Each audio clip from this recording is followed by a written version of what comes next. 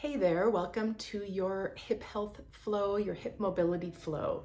This short practice is meant to serve as a sort of staple in your regular routine. So short, sweet, we'll do a little bit of active range work so that will feel like work from time to time, which is a good thing. And then we'll do some passive stretching as well to help mobilize your hips and also build some strength and resilience and durability in your hips. You don't necessarily need any sort of props or equipment, though if you do have a yoga block, I would recommend grabbing that. Otherwise, instead of a yoga block, you could use a towel, a blanket, a pillow, something that's generally of this shape, or again, nothing at all is just fine. We are going to be mostly seated and lying down. We'll do a little bit of work in quadruped on hands and knees. So if you do like to have a little additional cushion beneath your hands and knees, you can also grab a pillow or a blanket for that. Let's get rolling straight away. We're going to start just in a comfortable seat. And comfortable is relative. So what I would like for you to find, if it's possible in your body, is cross-legged with your right leg ahead of your left. Now, if this is not accessible for any number of reasons, I would recommend grabbing a hold of a big bolster, a big cushion, a pillow cushion, or a couch cushion, anything that you've got, even a blanket that's kind of balled up to elevate your hips, to hopefully make this a little bit more accessible. But you for sure don't need to worry about stacking your feet and your ankles on top of your legs on top of one another. So actually, I'd love for you to give a little distance between your feet and legs. So space out your feet, space out your legs, so you have a little bit more room to move. And what these angles look like is going to depend on the individual. So it doesn't need to look any particular way, but if you can, right foot and ankle ahead of your left is going to be ideal. And we're going to start just with some forward reaches. It's super, super simple, but just reach forward to begin to load into your outer right hip and then pull back. Try that a few more times. Different folks are going to feel different degrees of sensation while engaging in these reaches. So even if you're feeling nothing at all, that's just fine. You are still, in fact, starting to stretch and load into your outer right hip, even if you're not necessarily feeling a whole lot. Take a few more reaches forward, and then we're gonna shift to some side reaches. Post on your right hand, and then reach your left arm all the way over to the right. And then you'll just start to toggle and switch from side to side. Something to bear in mind is that this isn't the kind of work and the kind of movement that needs to be really, really precise. So no need to overthink the details in terms of where exactly you're reaching. As far as you're just kind of reaching out and over to some degree, that's perfect. And in fact, feel free to vary those angles. You can even reach your arm up and overhead and get a little bit of a stretch into the sides of your waist as well, which can be kind of nice. All right, that's great for now. Come back to center, switch out the cross of your legs so that it's your left foot and your left shin that are leading ahead of your right, and then same exact sequence. Start just by forward reaching out and then pulling back. And try that a few more times.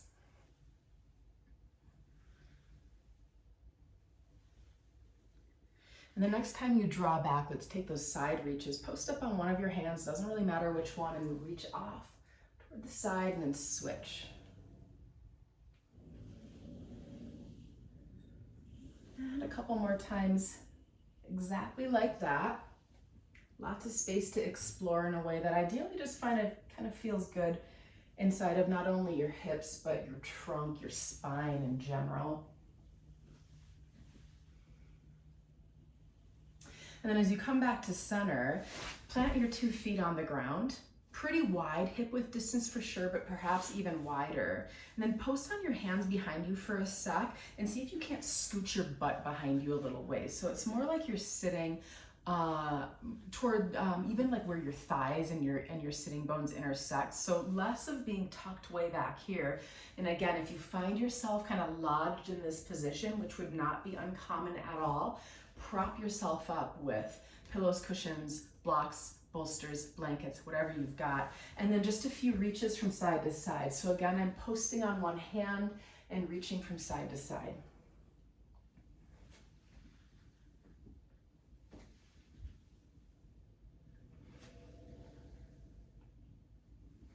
Okay. That's perfect for now. These kinds of reaching motions are ones that we use frequently in the Wade Well method for a lot of reasons. It's a great compound movement because we're able to mobilize through the shoulder blades, the shoulders themselves, as well as our spine, trunk, while at the same time loading into the hips. So we really, really like them, and you'll see them frequently.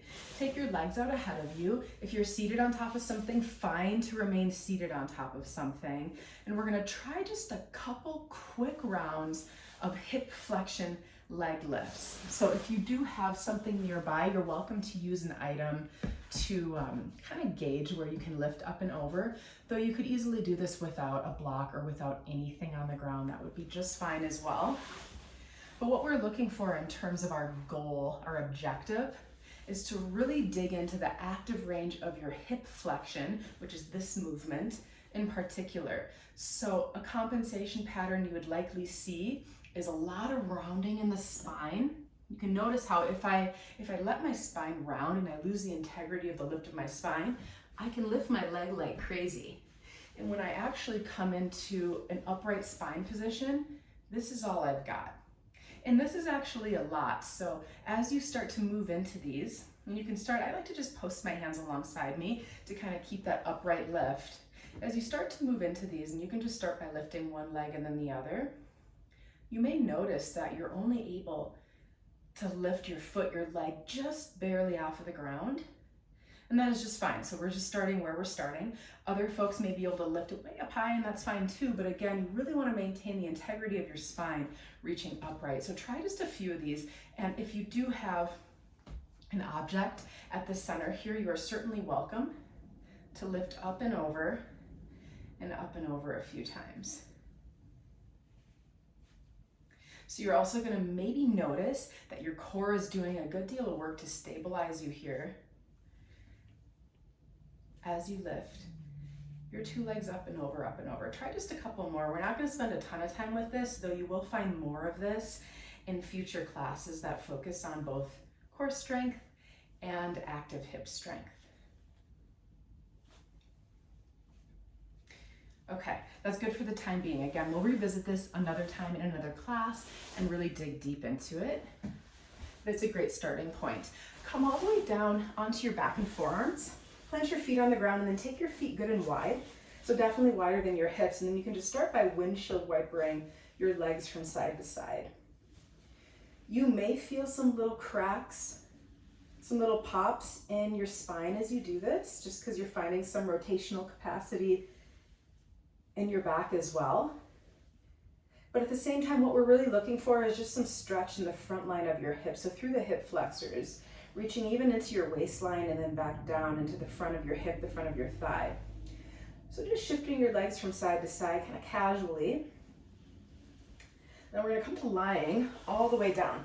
So come to lying on your back and send your legs straight out ahead of you. Keep your left leg long, hug your right leg in. Now grab a hold however you can. So whether or not you can take a hold somewhere with your hands, you can grab your leg or you can grab your clothing. You can also use a yoga strap or a belt or a towel if there's a bit more distance between your leg and your hand so that you can get a hold. So use what you've got nearby so that you're able to get a little bit of hugging in as you close the gap at the front of your hip.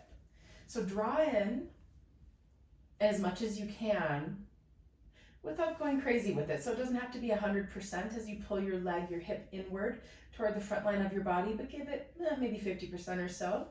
And then you can even angle off toward the right a little ways.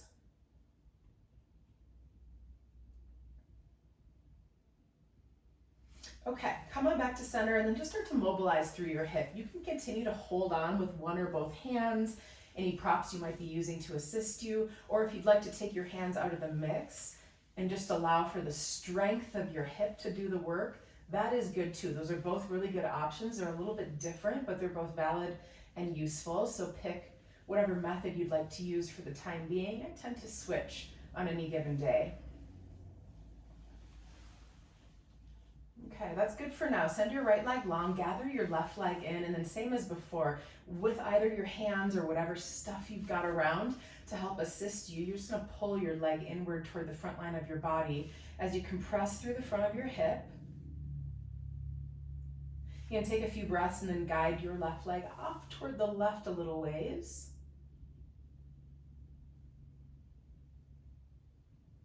And then finally find some of that rotation as you begin to mobilize and more thoroughly lubricate through your left hip, with or without the aid of your hands, and start to roll out through your hip. Swish your leg from side to side. Really anything goes as long as you're just moving.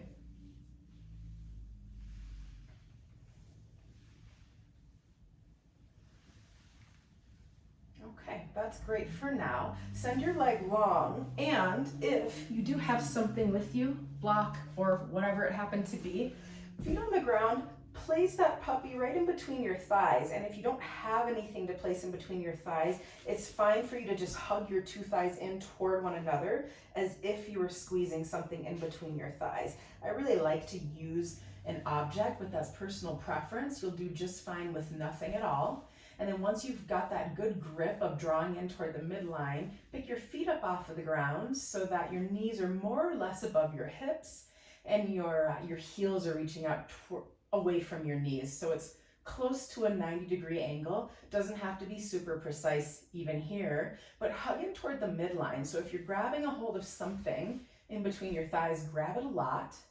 Or if you're just squeezing your thighs toward one another, that's good too. But squeeze, squeeze, squeeze it in, and then split your feet. So what I want you to think about doing, and you will likely feel this engagement, not only in your hips, but also you'll feel some core stuff, abdominal stuff happening likely as well. But split your feet a lot, as much as you can, while at the same time hugging your inner thighs inward toward the center line. This should feel like work. Keep your breath moving. We're not going to be hanging out here too terribly long, but we will sustain the isometric contraction for a few more breaths. And then relax your feet back down to the ground. Take a few breaths. So one thing that I want you to be aware of is if you're creating tension in your low back, that is not necessarily a bad thing. Now, certainly we are, again, always veering away from pain. So if you feel like you're arching your low back a lot and there's all this space being generated beneath your low back, you can find a little bit of that action of drawing your front body into your back body and your back body down into the ground as if you wanted to place your spine on the ground underneath you. But I don't want you to have to worry too much about like navel to spine, bracing and tucking a whole lot. So it's a little bit closer toward neutral, but at the same time, if you're compensating by arching your back a ton, let's move away from that and draw your spine a little bit more so down toward the ground. We're gonna try just one more set as you pick your feet up off of the ground, hug in toward the midline with your inner thighs a lot. And I actually want like 100%. So like really, really, really, really, really squeeze in and then split your feet. And then same deal, split your feet a lot, really actively split your feet. If you get a cramp, that would be normal. You can come out of the work for a moment, let the cramp subside, and then move back in. And we'll hang out here just for a few more seconds, still breathing. Still aware of what your spine is up to. If you're finding a whole lot of arch, you can lessen that. And then finally lower your feet down. If you do have something in between your thighs, set it off to the side. And then again, take your feet wide and windshield wiper your legs from left to right and right to left, like we were doing just a bit ago. Now, if you'd like to increase some of that stretch at the front of your hip, you can kind of work your knees forward at the diagonal for a couple more repetitions, letting your sitting bones more so lift off of the ground and accentuating the length from your waistline even into your ribs all the way down toward the front of your hips. And switch sides. Now next time your knees drift over toward the right, pause for a sec. You can stay right here, or if you'd like to, pick up your right foot and place it on top of your left thigh. So it's kind of an awkward shape in the body, but really you're just using a little bit of that weight from your right foot to leverage more length into the front of your left hip and the left side of your waistline.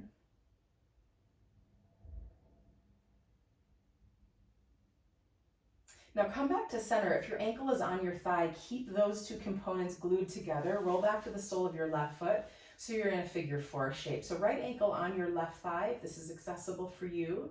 You can either keep your left foot on the ground, or if you'd like to lift it up off of the ground, you can stay here, or if you have space to grab a hold, again, you could use towels, blankets, yoga straps, or anything available. If you want to grab a hold of the back of your left thigh, go ahead and take a few breaths.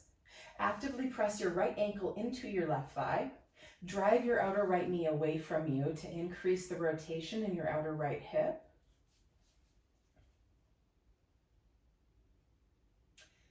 And then still keep this connection between your ankle and thigh, but lower your left foot back down onto the ground if you lifted it. Scoot your hips over to the right a few inches. Let your legs drift all the way over toward the left. I know this is a lot of right, left, left, right.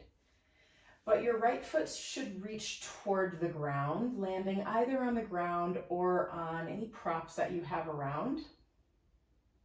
And then it's just a passive stretch.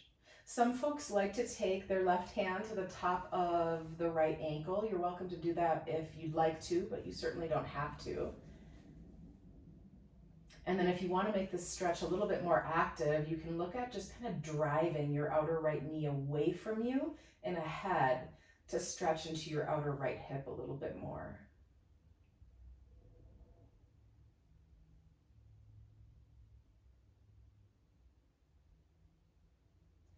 For the sake of time, we're going to move on, but next time you're moving through this sequence, feel free to spend more time, anywhere from a minute to 2 minutes in any of these stretches. Come back to center, liberate your ankle from your thigh, feet still wide. Now let your legs drift all the way over to the left, and then same as we did before, you can pick up your left ankle, place it right on top of your right thigh, and use that to sort of heavy your right thigh down toward the ground while you breathe and lengthen through the front of your right hip and the right side of your waistline.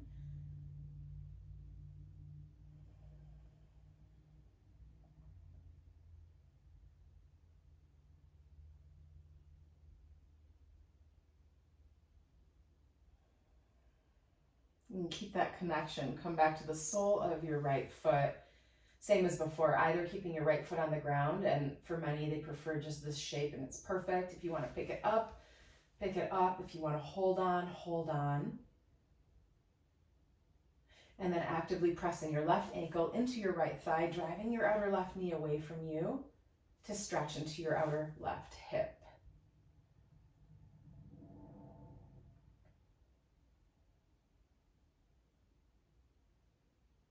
And then finally, you can lower your right foot down, scoot your hips over to the left, just a couple inches is fine. Legs falling all the way to the right.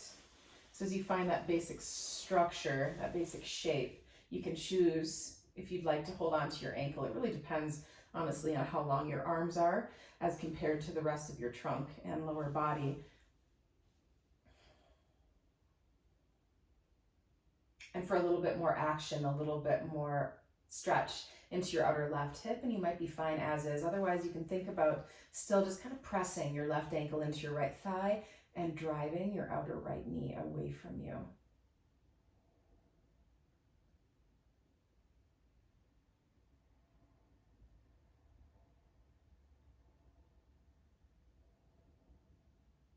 Now, if you are holding on with your hand, release your grip, come back to center. And then we're going to come up into quadruped, hands and knees. So however you want to get there, you can roll off onto one side, you can rock up and down the length of your spine. It's totally up to you. But come to hands and knees. And then rock forward and back a few times.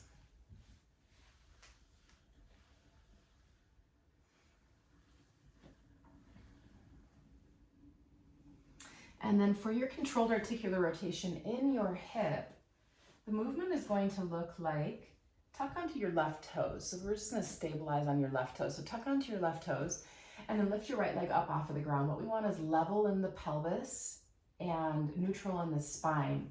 Hike your knee, your leg, your foot up off of the ground. So your right foot, your right leg, your right hip is working as they lift up.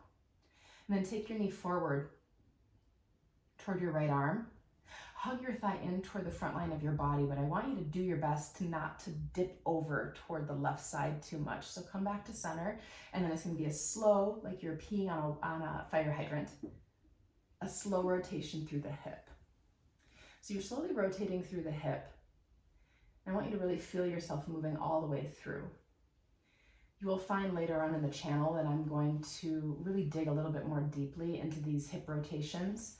You're going to reverse and rotate so that you can look a little bit more closely at the many details, and there's a lot of nuance inside of these rotations. But for now, quick and dirty in terms of the tutorial, you can switch sides. So I'm tucking in my right toes. My left leg is going to hike up and in, and I'm going to drive my knee up toward my left elbow, left upper arm, wherever it is that you land, so that you feel yourself closing at the front of your hip. And then start to open and slowly, slowly, slowly rotate. Keep your frontal hip points pointing down, keep your chest pointing down, keep your navel pointing down as you rotate through your hip. And then once you land back toward your left arm, you'll just reverse, kick up and back, hug your heel in toward your seat, and then slowly rotate open and complete that circle. Again, you will have a more detailed tutorial of the controlled articular rotations in your hips available. It is important to really learn those rotations so that you're getting the most out of them. That concludes our hip flow for today. See you next time.